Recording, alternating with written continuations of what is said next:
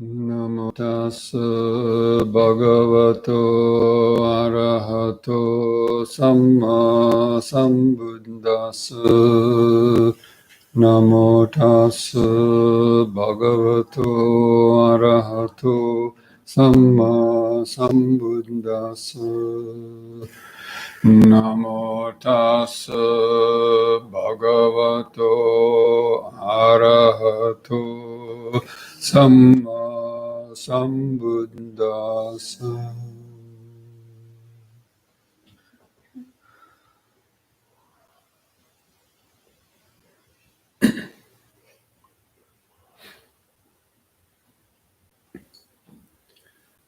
Okay, friends, today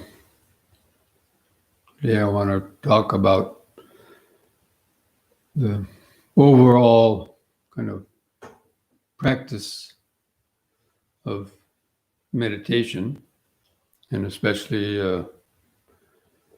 on the fourth noble truth, the way to live, think, and meditate that will allow a person to eventually eradicate the defilements and come to the end of suffering. And so far we've been talking primarily about the meditation practice, sort of the psychology behind the meditation practice. But,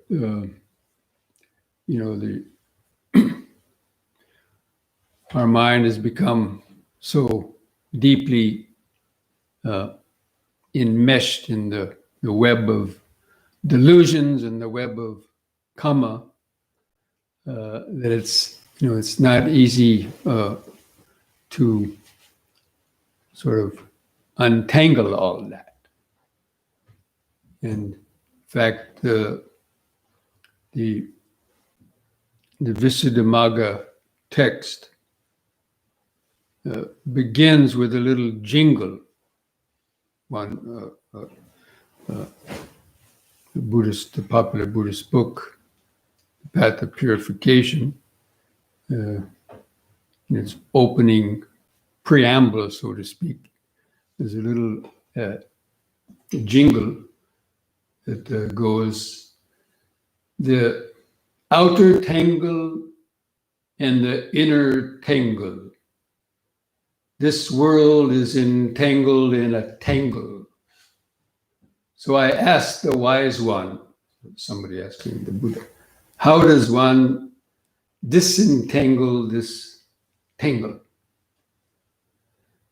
And then basically the answer is, don't have it all memorized, the answer, but basically one who is established in sila and develops mindfulness, concentration, and wisdom, they succeed in disentangling this tangle.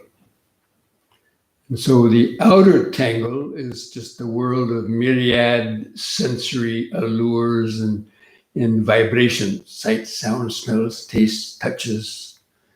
And, they're getting more and more sophisticated and complicated and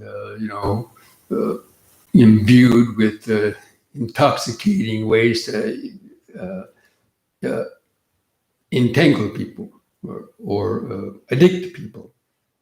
And so all the outer tangle, also of greed, hatred, and delusion find in the world, wars and killing and vices and so many things. And then the inner tangle is the tangle of our mind. And with its own greed, hatred, and delusion, and all of its, deeply interconnected and interwoven habits, and that it is specifically entangled in the outer tangle. Because actually the external world is by and large a projection of the mind. And so we have greed in our mind and we project that out into the world. It's greed, wanting more things to be greedy about, wanting more things to be angry and hateful about.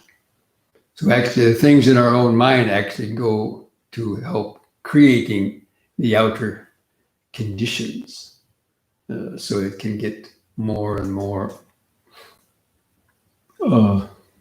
entangled. And then, of course, the suffering that comes back with that. So it's a very deeply, entangled process. So it takes a very powerful antidote to deal with that. And so, the Buddha came up with his sort of antidote or his methodical way to approach this process of disentanglement. And so it not only includes meditation, but includes basically all aspects of our life, especially our physical actions and the actions that we do with our speech and body to try to, to get entangled with the world and the mind. Anyway, so, the only way that most people hear about the teachings of the Dhamma is to hear about them. So if you're born in a Buddhist country, you may hear about it from your parents and so on. But let's say that many of us here who were born in Western countries, didn't hear about Dhamma at a very young age, especially those of us born back pre-1970s. So usually the way we heard about it was seeing, the Dhammapada on somebody's coffee table when we went over to visit, or maybe heard some little mention of it on TV, or the only books available were in university libraries for the most part. But anyway, so to cut to the chase, keep it short, right understanding. So the Buddha wanted us to understand why we're going to do something. If we're going to dedicate a lot of time and effort and even money, you might say, into doing something, we should know why we're doing it, right? So the right understanding is important. And right understanding has three levels. First, the intellectual level. So like we have to read something first, or we have to hear a lecture. We hear that, oh, wow, that sounds pretty good. Let me check it out. Let me read some more.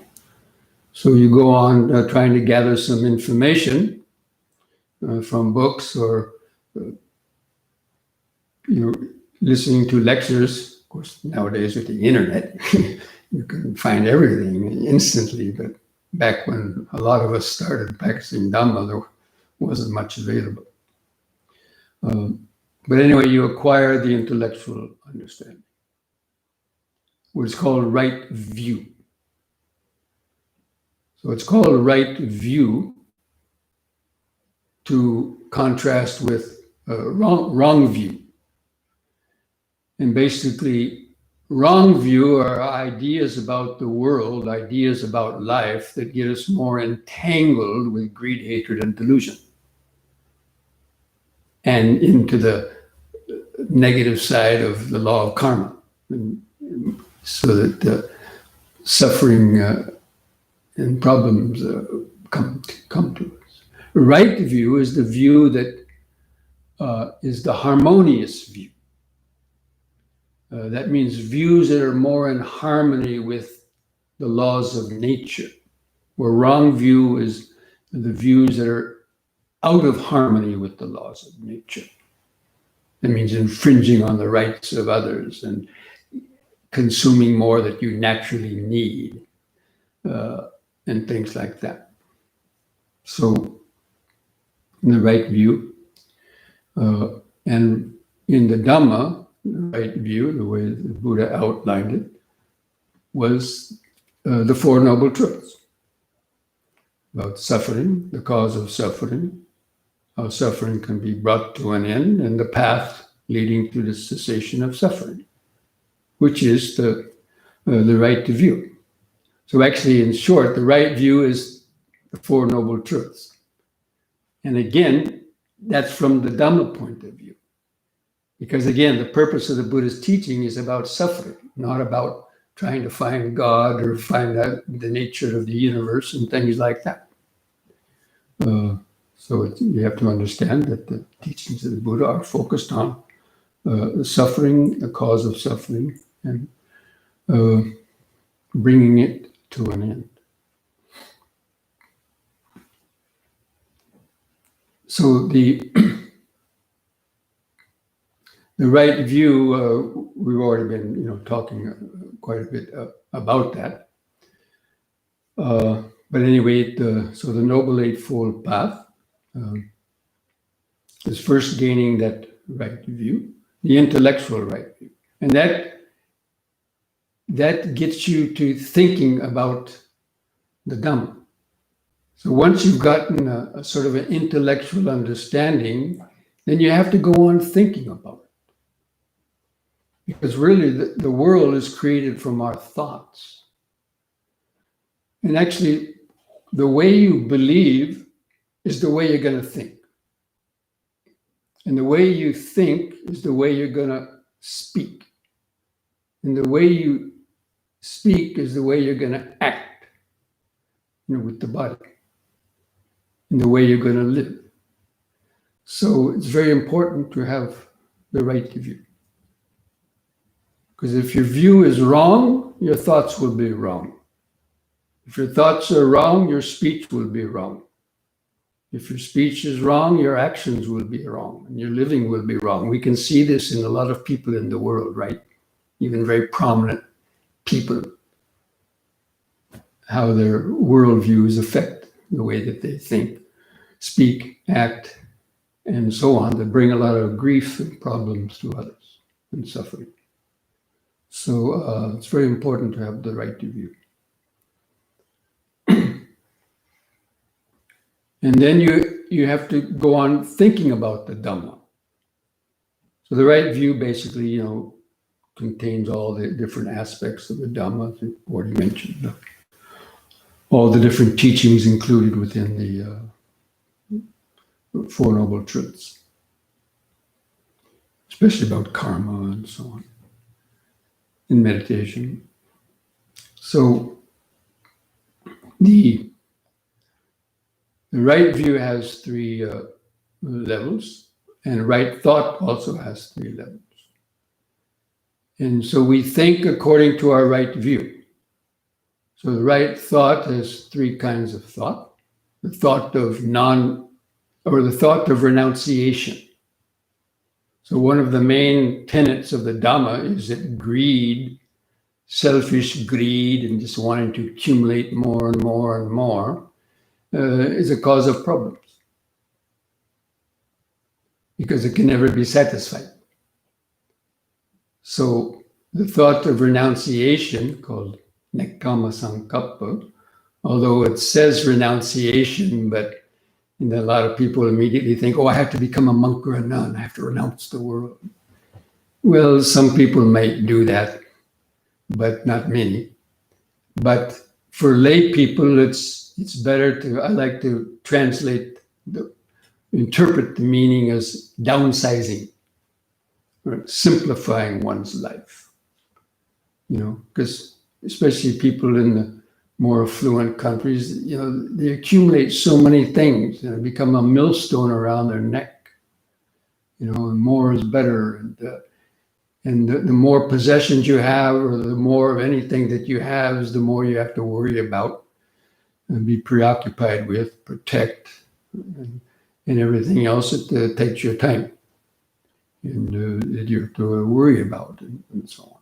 So to simplify one's life, downsize. I usually mention the example that, maybe you're married, had a family, so you had to have a bigger house if you had a number of kids, and so on. But when the kids leave the house and you're just living alone or just with one other person, downsize. Don't keep such a big house that you have to spend lots of time and money keeping up and take away from your time to go on retreats and so on. Or if you have 5 or 6 dogs or cats, that you take a lot of your time and effort. When one dies, don't get another one.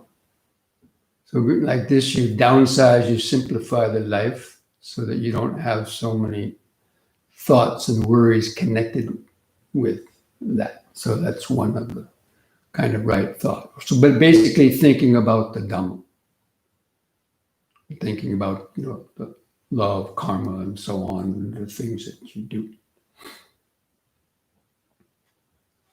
And then the thought of non-ill will. So, thinking now that, anger and ill will towards others is, drains a lot of our mental energy. So like a poison, we, sit around plotting revenge and, having these thoughts of ill will towards people that have hurt us and things like that. Or just, having respect for all forms of life. So cultivating, basically it means like metta. So practicing metta, loving friendliness and kindness towards others. And then the third one is the corollary of compassion. So thoughts of compassion. Instead of being cruel to others by telling ethnic jokes or belittling people and things like that, that hurt people, like, prominent politicians do. You have, cultivate compassionate types of thoughts, speech, and actions. Because all this helps to calm down our mind. It helps to disentangle the tangle. But basically, right thought means thinking about the Dhamma. Instead of thinking about so many useless things, think about the Dhamma. But you have to have studied the Dhamma to be able to think about it. So therefore, part of the intellectual first stage of right view is getting a good understanding of the Buddhist teaching, whether you're reading suttas and, gaining a good knowledge of Dhammapada, and just, the more you have some understanding of the Dhamma, then that's going to be in your mind more than other negative types of thoughts. Because only 2 thoughts can occupy your mind at one time. And if you don't have any knowledge of Dhamma, then just the ordinary mundane kind of thoughts are what rush in to fill the void. So anyway, right thought. And this is important because I have an interesting experience about this connection between right understanding and right thought in my own, life. The first time I heard about the Dhamma was when I took a world religions course in a junior college back in 1970, 71. And that time there were no books on Dhamma available hardly anywhere. But anyway, I took a course on world religions because I thought I was planning a trip around the world to go to India. So I thought, okay, I'll learn something about the religions, especially I thought I might go through Israel, might go through the Middle East, right? And so to learn something about the religion. So I took the course, and we studied Buddhism and Hinduism, and, Muslims, Islam, and all the religions. Then we had to write a term paper on the religion that interested us the most. And I chose Buddhism. I don't know why, but I guess I do. It sounded more interesting, I guess. But there weren't many books available. whatever I had in the textbook. It mentioned karma, rebirth, and meditation, and greed, hatred, and delusion, and nibbana. I thought, oh, that's pretty cool. So I went to the library and I found, I think, 3 books on Buddhism in the whole big city library. Right? And I wrote this paper, and I got an A+ on it. First and last one I ever got. And a teacher wrote on the paper, she admired my knowledge, my Buddhism.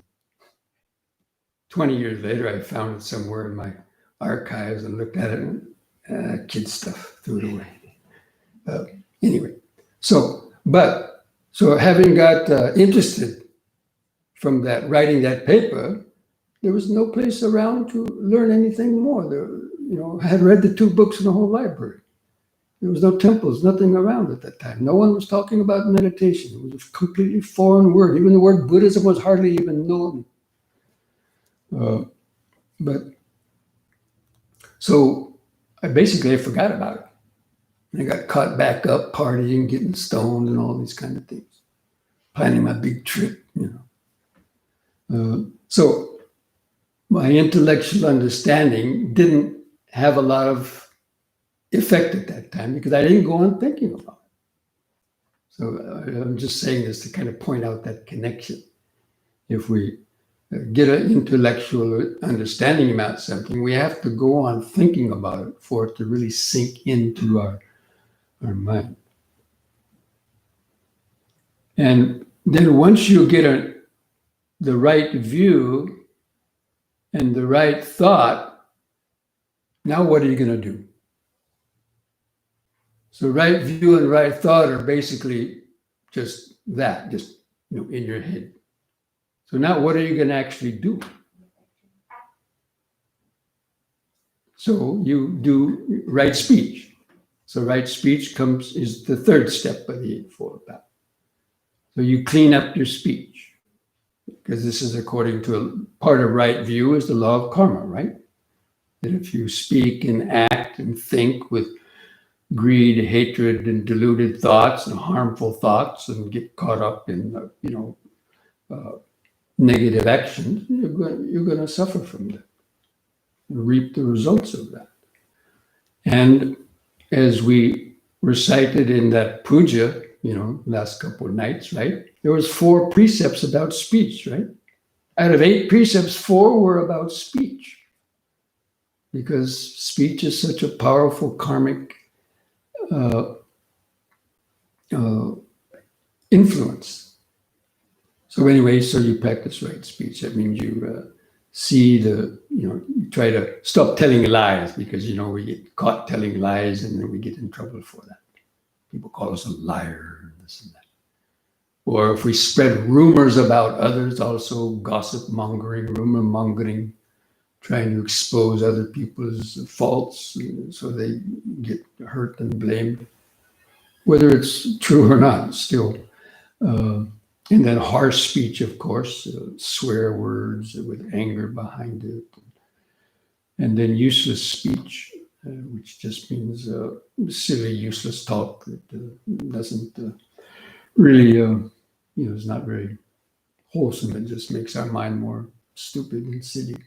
So practicing this kind of speech and speaking about the Dhamma. The Buddha said, whenever 2 or more of you come together, speak about Dhamma or keep quiet. So, because how easy it is to get carried away in talking, and chit-chat and so on. What might have been some harmless few words can turn into an hour or 2 hour dialogue that winds up, in angry arguments and all kinds of things. So, therefore, right speech and then right action. So right action are the things we do with our body. So it includes killing, harming, or abusing physically, others. And then sexual misconduct, because that's what we do with our body too, and we harm others, can harm others or even ourselves through that greedy craving, attachment to that kind of energy, and stealing.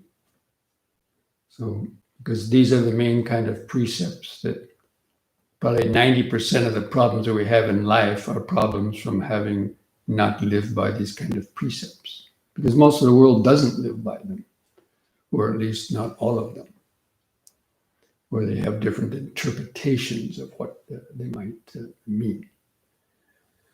So actually, the practice of sila, those three groups, right speech, right action, then there's right livelihood also, the way we live our life. So that right livelihood is the fifth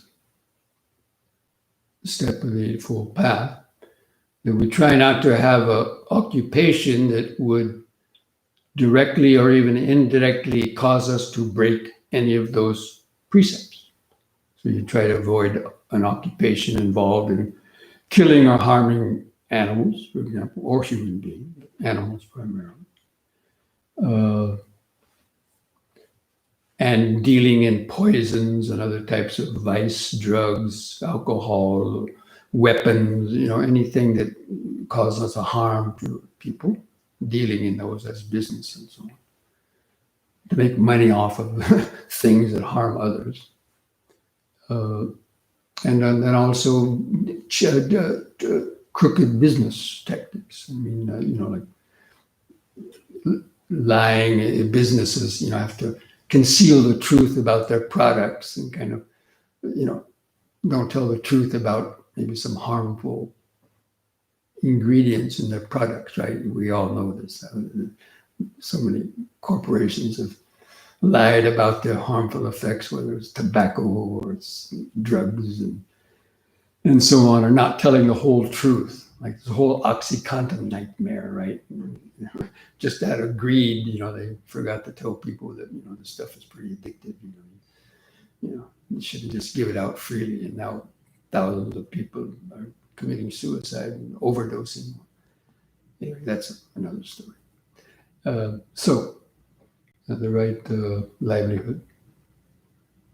And those are basically those three groups, right speech, right action, right livelihood, are the umbrella group called sila, the way that we interact with the world around us, that causes probably 95% or more of the karmic entanglements that we have created and that follow us around for a long, long time.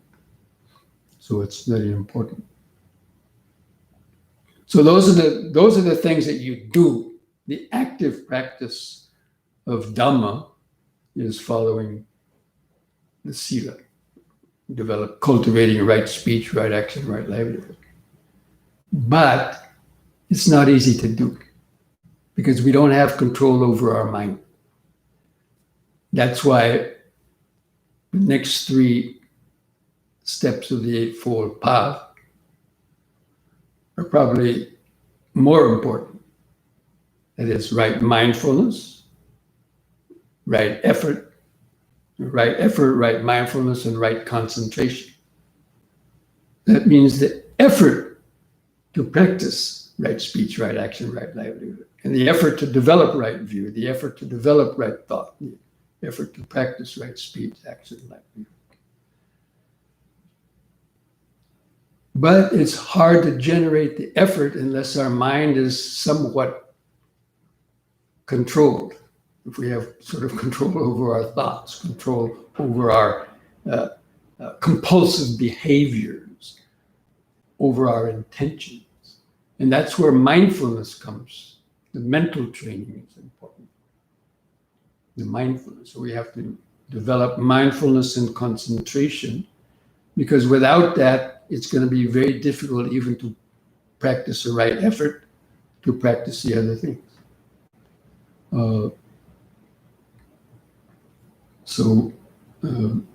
Anyway, the right mindfulness, right effort, right mindfulness, and right concentration are considered to be the umbrella group of meditation, which falls under the meditation, which again means keeping the mind in the middle. Forget about all the different types of meditation you heard.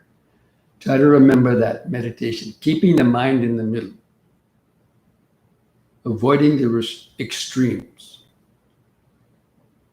So also in the right effort is the effort to avoid the extreme efforts, the efforts to overindulge in sensory craving, also the effort to deny yourself any type of kind of comfort or enjoyment. But that's where it takes mindfulness. Mindfulness is like the fulcrum, or on a swing set when you're young, somebody sat on one side, somebody sat on the other side, right? You all know that. So mindfulness is sort of that thing in the middle. What would you call it? Seesaw. Seesaw. The thing in the middle, anyway, whatever. So mindfulness is like that. Mindfulness is that mental training which allows us to be aware of our impulses and then put it on a scale. Is this action going to bring pain and suffering, or is this action going to bring more comfort and less pain and suffering? And so you have to gradually, balance it. Most people's actions bring them more suffering than happiness. But anyway, so we've already talked quite a bit about meditation, so I'm not going to go too much more into that. But developing mindfulness and concentration. Now, even though the Eightfold Path is talked about, steps 1 through 8, it doesn't mean you practice one first and wait a year and then practice another one and then wait a year, maybe 7 years before you start practicing mindfulness. No. But you basically practice them. Well, initially, of course, you have to get some right understanding first. So, because without the right understanding, pricks your interest, it gets you interested. And so you go on getting some right understanding, you go on thinking about it. And then at some point, when you get enough, understanding built up or motivation, then you start practicing meditation. Some people even told me, they thought about learning meditation for many years. Oh yeah, I should meditate. Okay, next year. Oh yeah, New Year's resolution, right? I'm going to meditate this year. And then finally, some years later, then they finally go to learn meditation, and that's probably the case with a majority of people. Or we practice to learn yoga. As we were discussing, it's interesting. It's easy to start bad habits and hard to let them go. And it's difficult to start good habits, things that are good for you, and easy to give them up. So that's basically the Eightfold Path is laid out in that way. There's a lot more that can be said about it, but in these three, the Eightfold Path, they're like spokes on a wheel, actually. So the symbol of Buddhism is a 8-spoked wheel. You might have seen some car bumpers or other things that have these symbols of different religions, like, for Christianity, it might be a cross or something. For Islam, it's a sliver of a moon or something, a crescent moon, and so on. Yin and yang symbol. And for Buddhism, it's an 8-spoked wheel that signifies the Eightfold Path. And like with a wheel, let's say you got a bicycle wheel, and if you got a couple spokes that are broken or missing on a bicycle wheel, then you get on the bicycle to ride it, what happens? Hillary? Well, you may not fall over, but it won't be a very smooth ride. Yeah, it'll be, wobbly. And eventually, if you ride it long enough, it may collapse. So in the same way, in the Noble Eightfold Path, all the spokes of the Eightfold Path have to be equally and evenly strengthened and sort of balanced. Just as when all the spokes of a wheel are properly tightened, then the wheel rolls easily and you get to your destination with a fairly smooth ride. So the same way with the Eightfold Path. And it's broken down into the three umbrella groups, because a lot of people can't remember 8 things. A lot of times I give a talk on the Eightfold Path, and 10 minutes after the talk, can anybody recite the Eightfold Path? Oh,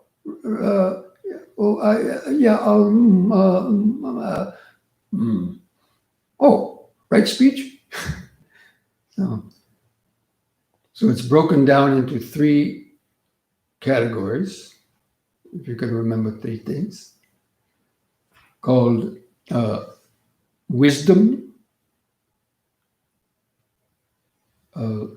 skillful conduct, and concentration or tranquility.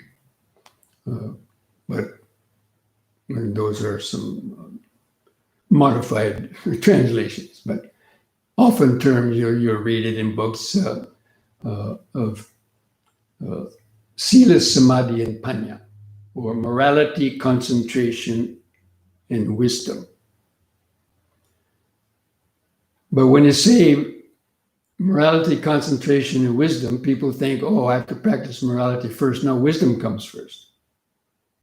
The first level of wisdom. So the intellectual wisdom comes first.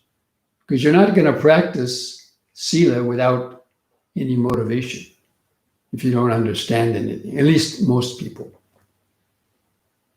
So when you read about the law of karma, and you see that you're causing a lot of suffering by your uncontrolled speech and actions, then you start practicing Sila. So therefore, the first level of wisdom, I like to list it as first comes intellectual wisdom. Then you start practicing Sila and Samadhi.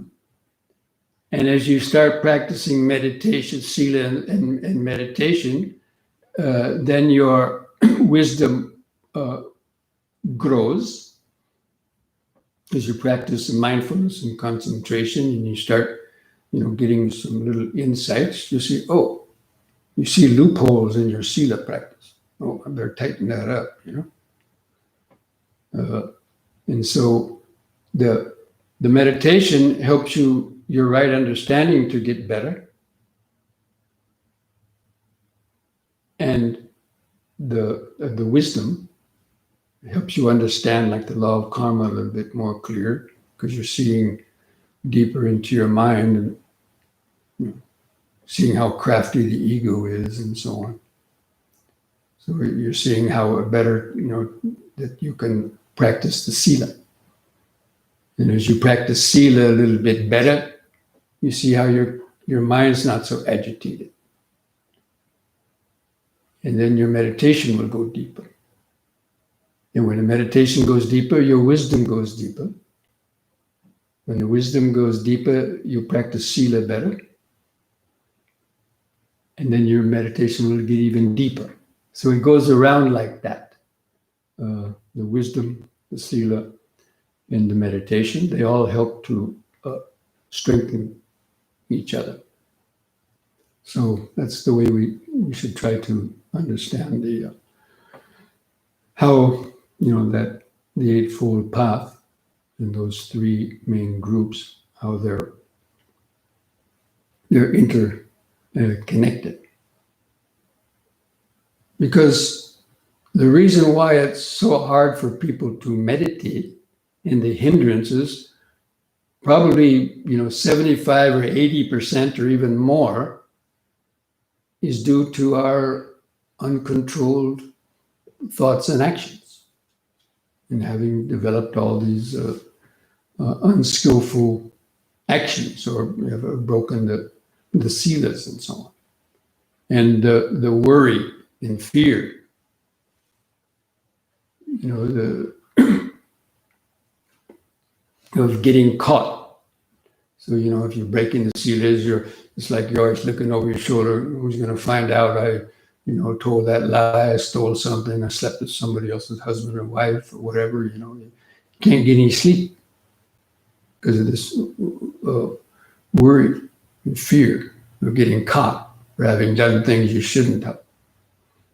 And this can go back years in the past in our lives too. We continue to worry about things. Criminals, or they get away for 20, 30 years from crimes. Eventually, they get caught. And they're worrying all those years. They could never meditate. So that's one of the main reasons. Now, people that don't meditate, then for them, okay, well, they don't care about it because they don't meditate. So to them, it's just normal to have guilt, worry, remorse, and fear, and so on. It's suffering, but well, that's life. So what? I mean, it's kind of a cavalier attitude, but some people have that kind of attitude. But for somebody that is a little bit more, has a little bit more, meaning for life, then the Dhamma is there. And the Dhamma is not going to change the world necessarily. This idea that everybody's going to practice meditation is never going to happen. Meditation is only for a few persons. Not a few, but anyways, not everyone is going to be able to meditate, at least not right away. Theoretically, it should be, but realistically, the way the world is so complicated, look, how many people came to this retreat? 10.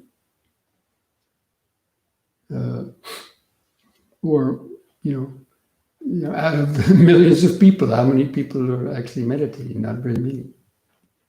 And how many are out in the streets protesting and doing all these other kind of things? More than people meditating.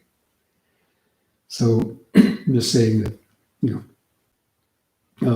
if you've gotten an interest in meditation, it's because your unconscious mind has sort of had enough of itself and is tired of beating its head against the wall, trying to find some inner peace or some happiness or overcome whatever kind of habits or neuroses and so on. I mean, people have so many kinds of disorders. I mean, all these labels that they give to all these things, I can't even remember them all, ADHD and was it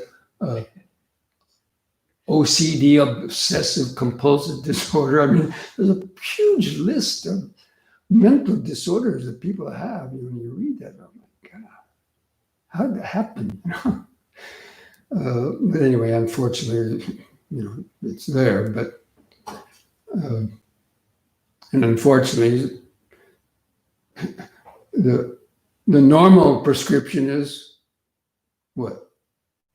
Pills, that cause their own more problems. So anyway, that's why, finally meditation and so on, and Buddhist teachings and meditation is being more appreciated in the world, little by little, because people have been trying everything under the sun to try to find inner peace or to overcome their habits and their addictions and everything else. They tried everything else, from shock therapy to, psychoanalyses, all these things. I don't even know all of them, but, and then finally somebody says, what about meditation? Meditation, really? Do I have to? And finally, it's the bottom line. They tried everything else and nothing works too much. things might give you a little bit of peace for a while, but until one has understood the deep underlying cause of suffering, there's always the chance of it coming back.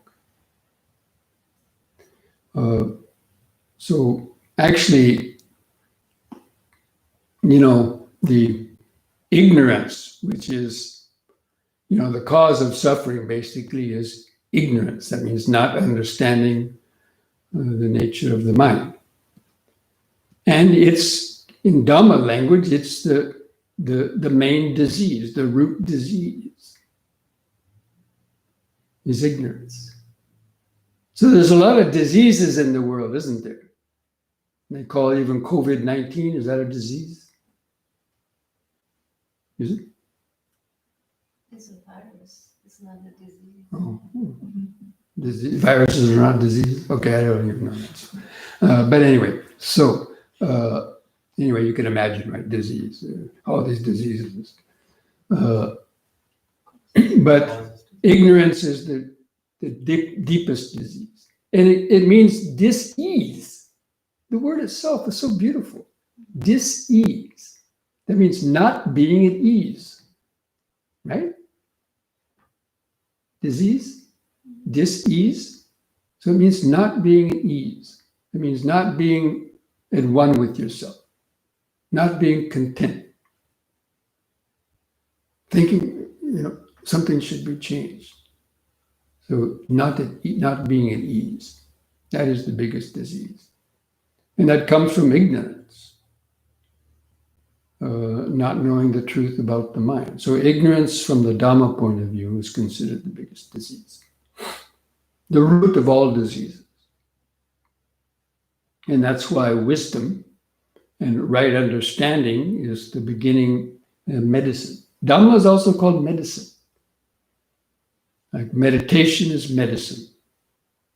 And the Dhamma is considered the medicine, the prescription for well-being, prescription for health. And it's, right there in the Eightfold Path. So the Buddha is considered the great doctor, like the great doctor. And doctors, when you go see a doctor, what does a doctor do? He touches you here, does this, does this. He probes, right? He's trying to find out what's the problem. And he asks you a bunch of questions. And so from what you tell him, he then comes up, okay, I think you have this or this. He finds out what the cause of it is. Maybe you have a sore liver, and well, do you drink? Yeah. Do you eat too much oily food? Yeah. Okay. Well, maybe that's part of your problem, right? Liver problem. And so he might give you some medicine or some exercises for that. So anyway, the Buddha, he saw the problem of suffering. He saw people's minds full of greed, hatred, and delusion. And he saw people suffering from the body sufferings and then mental sufferings. So he also thought, what's the cause of this? And he went looking for the cure. So anyway, the Buddha is considered the doctor who discovered the source of the disease, which is greed, hatred, and delusion, the disease of suffering. Greed, hatred, and delusion. Then he prescribed the medicine. And the medicine is the Eightfold Path.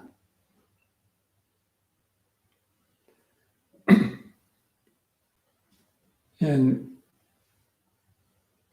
in a hospital setting, the doctor, they got the doctor, and they got the medicines, and they got the nurse, right? So the doctor is like the Buddha.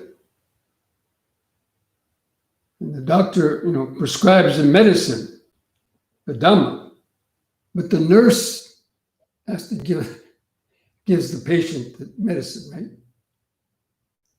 So the Sangha is like the nurse. I mean, just to use this kind of analogy, right? The Buddha, Dhamma, Sangha. The Buddha is like the doctor, the Dhamma is the medicine, and the people who understand, or people practicing the Dhamma are supposed to, know how to use the Dhamma.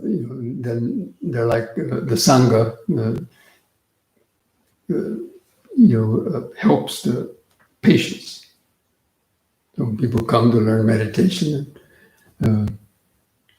So like that, that's the way we have to try to see the larger picture about the Dhamma and the meditation practice. So I think a lot of other things can be said about that, but in tomorrow morning's final closing talk, I may say some more things pertinent to that whole practice of the Dhamma. So again, if there's any questions about any of that, then you can write them down for this evening's questions and answers. What time will be having a Q&A session? And will be. I don't know. We might start a little bit later to let people have a little bit rest before the final push, as it were. I wanted to make an announcement on this broadcast for those of you who are out there in virtual land, listening on YouTube Live, that we're going to also be having this evening's meditation program up to midnight on the YouTube Live, our YouTube channel, so that if you care to roughly, or if you want to meditate up to midnight with some others, then if you like to, between about 9 and 12, we'll be meditating and doing some various, sitting, standing, walking meditation, listening to some chanting, and maybe do a puja and so on. That might start about 8 o'clock, actually, with some puja, the questions and answers, and then after 9 o'clock or 10 o'clock, starting the meditation. But we'll be live, I guess, starting around 7:30, 8 o'clock. 7:30. Okay. And you can just put on your computer whether we're there or not. Exactly that time, don't know, but we'll be coming in and out of that. So, okay. So for those here at the retreat, then we'll slowly. You can take a deep, slow breath, kind of try to come back and touch base with the present moment.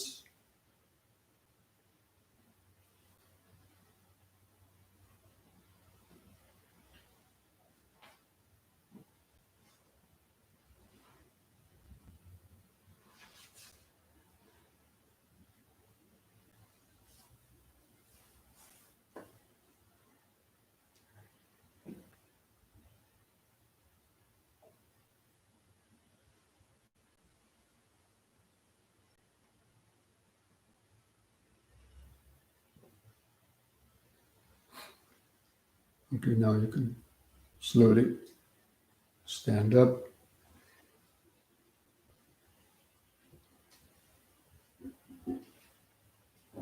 The first interview time was 3:15, 3:30. Yeah. What? 3:15. 3:15. Yeah. That's about a half an hour.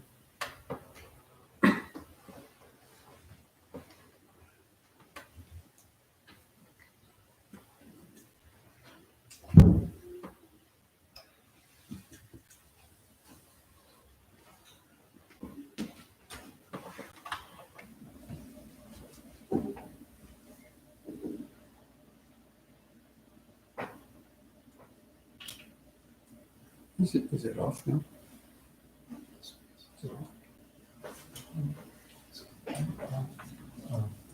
Yeah, we can. So now from now until the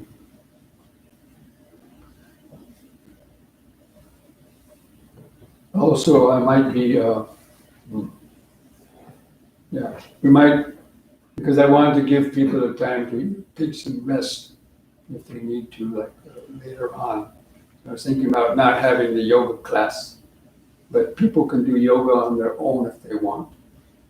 They've already given you enough to do, so you have to learn how to get your own energy and do it on your own, because I won't always be around to give you classes.